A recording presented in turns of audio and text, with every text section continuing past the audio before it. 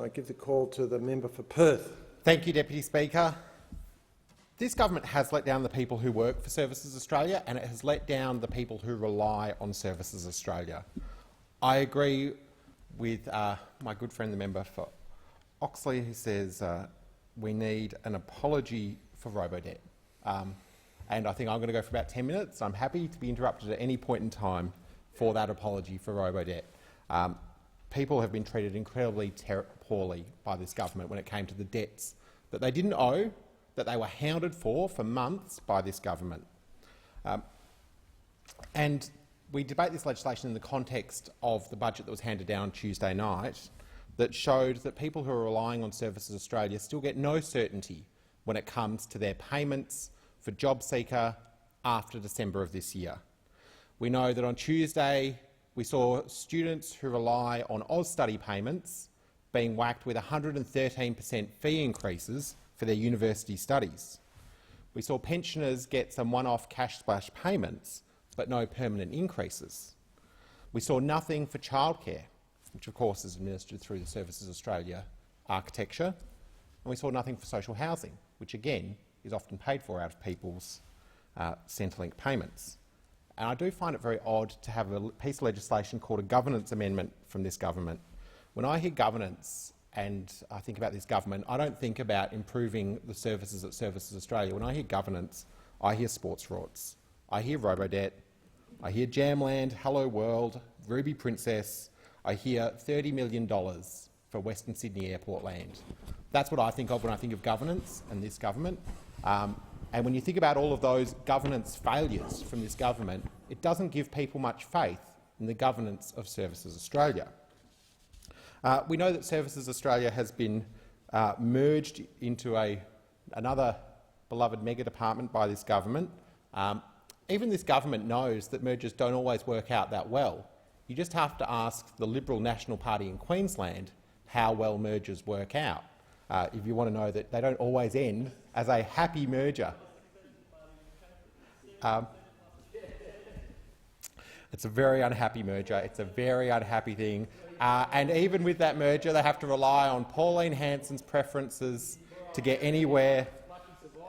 And I'm sure that their dirty preference deals with Pauline Hanson will work out just as well as it did for them in Western Australia, where Colin Barnett did a comprehensive preference deal with One Nation, and it blew up in his face. And my test for this piece of legislation is, does it result in more efficient services, better outcomes for staff and better outcomes for those Australians that rely on these services? When it comes to this government, though, we know that we've seen so many cuts to our public service that have meant that we've had to add 5,000 staff back into Services Australia to enable them to respond to the coronavirus crisis. We know this government refused to implement any serious support for those who work in the arts, resulting in huge queues of people who would have been happy to continue in their work in the arts, but instead were forced to go and knock on the door of Services Australia, of Centrelink, and go on to JobSeeker. We also have the huge problem of the arbitrary staffing cap leading to outsourcing and incredible over-reliance on labour hire in our public sector. What we end up with then is two workers doing exactly the same job, serving exactly the same clients, being paid incredibly different rates of pay. That doesn't sit right with me, and it shouldn't sit right with anyone in this place. And we also know that because of this government's inability to actually resource Services Australia properly, in the fortnight from 23 March, there were 6.5 million busy signals of people trying to get through.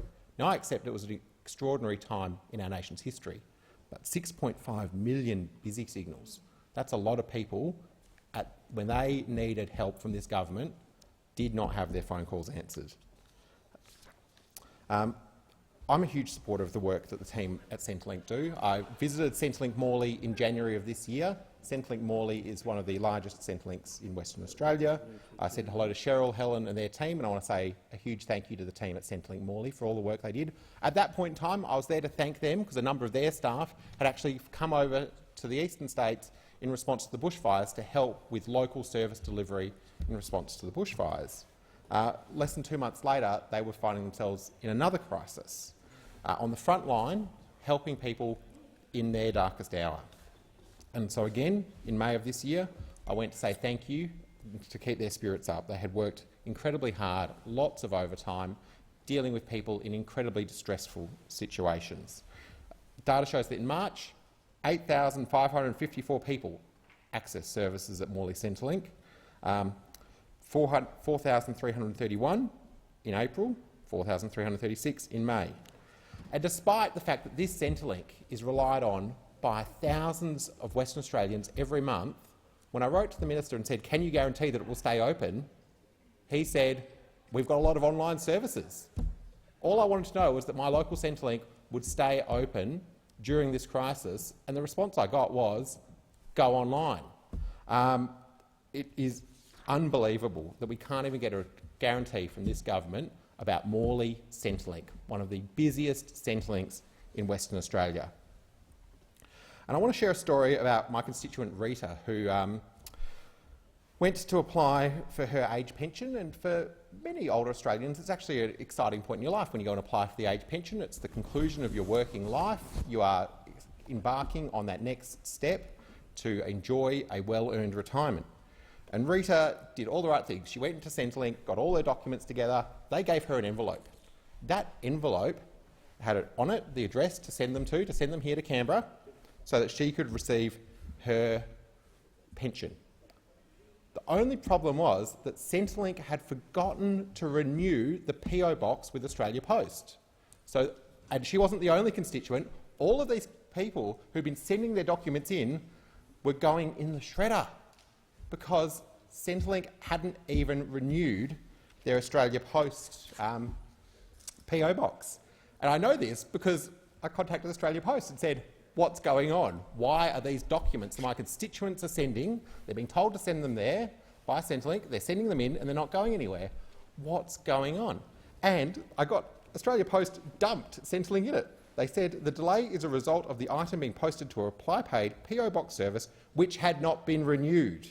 Attempts were made to alert Centrelink of the items on hand and the lapsed renewal, and the delivery centre held the items to allow opportunity for renewal of the service and collection of items by Centrelink representatives. Neither occurred, and following a few delivery attempts that were unsuccessful. That is how this government runs our Centrelink service. It's disgraceful, and I'm aware the Deputy Prime Minister is about to make a ministerial statement. I'll just end by saying something about the City of Perth. In March of this year, I was contacted by CPSU members working for Services Australia in the Perth CBD saying that they were uncomfortable catching public transport at that point in time. They needed cheaper parking. The City of Perth responded to that and brought parking fees down to $10 a day. I want to congratulate the City of Perth for doing that, and also take this opportunity in closing to thank the commissioners of the City of Perth who are about to step down as we go to council elections. I want to say thank you to Andrew Hammond, Gay McMath and Len Kosover for running the Perth City Council in an incredibly difficult time, incredibly difficult circumstances. They've done a great job for the people of Perth, and I thank them. Thank you, Deputy Speaker. I thank the member for Perth, the Minister. I move the debate